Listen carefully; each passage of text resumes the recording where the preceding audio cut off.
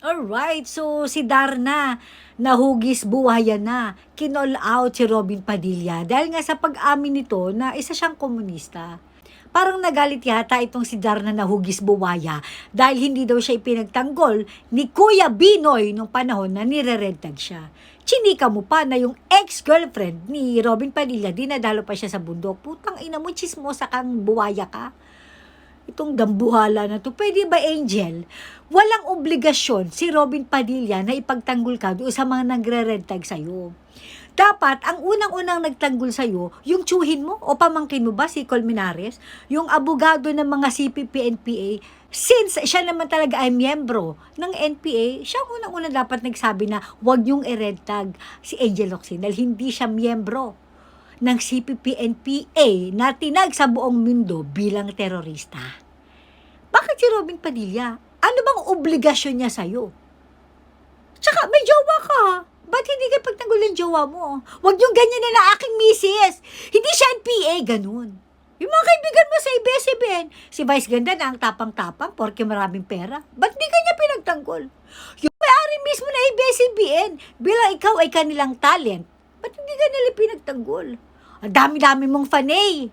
Ba't hindi mga fanay mo ang inasahan mo na magtanggol sa'yo? Si Robin Padilla talaga? May gulay. Tsaka pwede ba? Si Robin Padilla, hindi siya terorista. Huwag mong lituhin ang mga tao. Mari mga fans mo, pwede mong gaguhin. Pero kami, hindi. Diyos ka, Angel, kabubuhan mo. Pwede ba? Hindi mo maidi-deny na nagpupunta ka sa bundok, nagpupunta ka sa eskwelahan kung saan nire-recruit ng mga NPA yung mga kabataan doon. Ilan pa nga mga kabataang kababaihan ang na-interview. Ang sabi nila, hindi nila alam na artista ka pala. Pero lagi kang nandun. Ano ginagawa mo sa bundok kasama ng NPA? Bakit kasama ka nagre-recruit ng mga kabataan doon na walang kamalay-malay? Diba? Tapos pag nired tag ka, galit ka. Anong ginagawa mo dyan sa bundok, Angel? Putang ina ka, nag-iingay ka dahil hindi ka pinagtanggol ni Kuya Binoy mo. Hindi mo na-appreciate yung mga magagandang sinabi niya doon. Ang pinaproblema mo yung sarili mo, napakamakasarili mong hayop kang Darnang hugis buwaya. Isipin mo ang mabuti kung di ba naman talaga napak-ipokrita mong gaga ka. Tahimik ka sa pagnanakaw na ginagawa ng administrasyon sa pangunguna ni Bangag. Tahimik ka. Bakit? Dahil ba sa ipinangako niya na ibabalik ang ABS-CBN kung saan yumaman kayo ng gusto? Kaya naman kayo nagalit eh.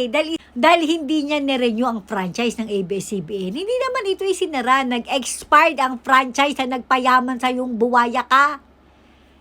Hindi yun in-stop lang. Hindi na in-extend. Nag-expired na. Hindi na nirenew. Ganun yun. Putang ina ka, nagsasour graping tong tabatsoy na to. I-call out mo yung flood control. I-call out mo yung pagnanakaw na ginawa sa mga kababayan natin. I-call out mo yung pagiging addict ng presidente. I-call out mo yung sobrang krimen na nangyayari araw-araw sa Pilipinas dahil sa kapabayaan ng administrasyong ito. Bakit si Robin Padilla? Kung nagtatampo ka o galit ka dahil sa kapritsyo mo, pwede ba gawin mo mag-isa, ipagtanggol mo sarili mo? Darna, nahugis buwaya na. Hayop na ito, kakainit ng hulog ng putang inang ito. Matulog ka nga! Magpapayat ka! Punyeta!